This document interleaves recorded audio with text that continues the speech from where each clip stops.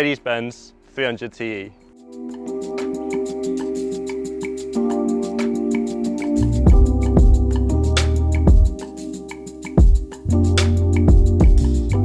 Specifically, it's an S124 in pre-facelift form with the iconic orange indicators, Bruno Sacco panels and the gully wheels. In this form, it's probably one of the most desirable Mercedes-Benz you could buy. Got the rare 7-seater option, as you can see, and a really nice interior here. So this is a 1991 H-Reg 300T.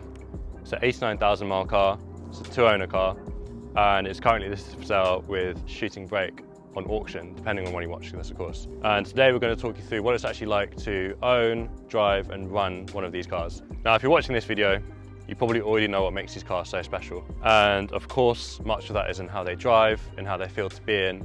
But a huge part of it, at least for me, is the design of these cars.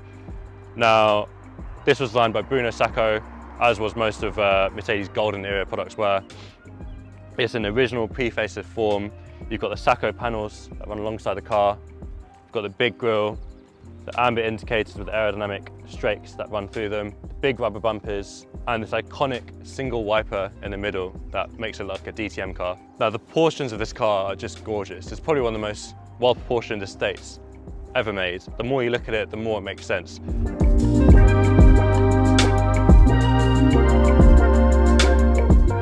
So what's this actually like to drive? Now, we are rolling through lovely barns, as you might be able to see in the shot, around town, and you know, it's 20 mile an hour everywhere. There's speed bumps, there's potholes, there's narrow streets, and I just couldn't think of a better car for it. The visibility is amazing.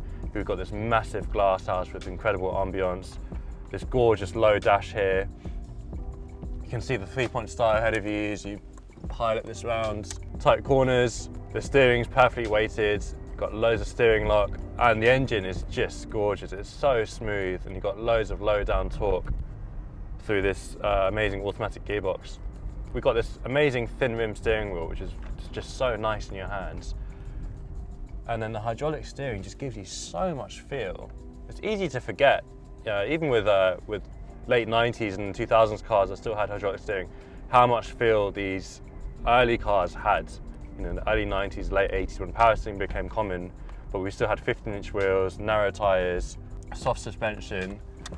The steering's just talking to you constantly. And I know we're driving around London, we're just, doing 20 miles an hour, but the steering's still telling you what's going on, and it just feels so tactile in your hands.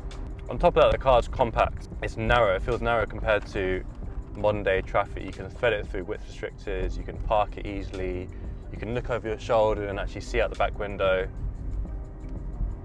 Just a gorgeous, gorgeous thing. So first things first, this isn't a sports car. It's not an AMG E63 or an M5 or something like that. It's a reasonably big, comfortable, classic car to cruise around in. And it does that exceptionally well. I don't think you can really do better than this side of a Rolls-Royce in terms of just comfortably cruising around for long distances and for actually driving around town. Now, driving around town, the visibility in here is just incredible. We've got these really thin A-pillars, amazing big glass house with very, very, very light greeny blue kind of tint. You've got this, the amount of sunlight we get in here is just amazing. And when you're driving around town, the thing that you experience the most really in the car is the interior, and the interior in here is just stunning. So we've got this gorgeous sculpted low dash. Lots of wood. The Mercedes wood has always been, it's nice. It's not plasticky, it's not tacky, it just feels nice to hand.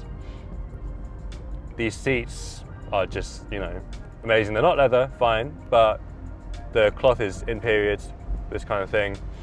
They're really delicately sprung, they've got amazing ergonomics. It's a cliche, but everything falls to hand. The only real quirk really is this single control stalk, which does your indicators, your wipers, your high beam, your washer jets, pretty much everything, which it takes some getting used to, but if you've had a Mercedes before, it won't be anything strange to you.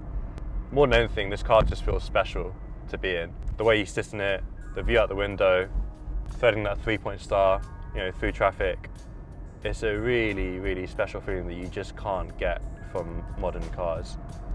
So the spec on this one is great. Now, as you may know, Mercedes option list was, well, frankly, massive and really quite expensive back in the day. I mean, you know, if you bought a 124 new, if you hadn't mentioned that you wanted it, you weren't going to get it, basically, aside from wipers, a windscreen, some seats and a steering wheel. So we've got a Blaupunkt stereo here, which sounds absolutely brilliant, as you'd expect, and is so nice to use, and again, in keeping with the period of the car. We've got a sunroof, which is absolutely massive and adds so much ambience and natural light to the car. It's also a really well-designed sunroof. It doesn't buff it, which is quite impressive given the fact that we've got effectively a massive parachute in the back of this thing. There's a lovely little wind deflector that pops up. That means you can have this open at 70, 80 miles an hour and still be able to have a conversation with someone. The main thing that strikes you with driving a 124, any 124, but particularly this one, is just how tactile the whole experience is. It's so enjoyable even to drive around at 20 miles an hour, which is quite impressive really. I think very few cars really manage to do that, but every control that you touch and interact with just feels so good. The car feels perfectly set up for the job. You don't feel like you're hanging on to a dog on the leash trying to run away from you. It just feels perfectly at home, kind of wafting about in inner London. And every control that you touch, be it the brake pedal, which is just a nice long pedal but it's firm, or the throttle, which if you've driven a Mercedes before you'll know is extremely long and extremely stiff, but in a way that feels quite disconcerting at first. When you really start driving the car, you realise how comfortable it is because you can just rest your foot in it and it takes all the weight. And it makes it really easy to just move off from the lights really smoothly. It feels like it was designed to be as comfortable and as tactile and as satisfying to drive as possible. And it doesn't want to be rushed. If you need to, you can. Ultimately, it is a 3-litre straight six. We've got about 180 horsepower here, which is plenty for a car of this weight.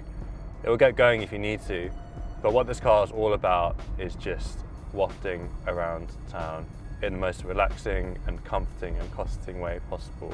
No matter what the weather, no matter what the environment, no matter what the road surface is like, it's just an amazing, comforting place to be. And I don't think you can get this experience in a modern car. I really don't.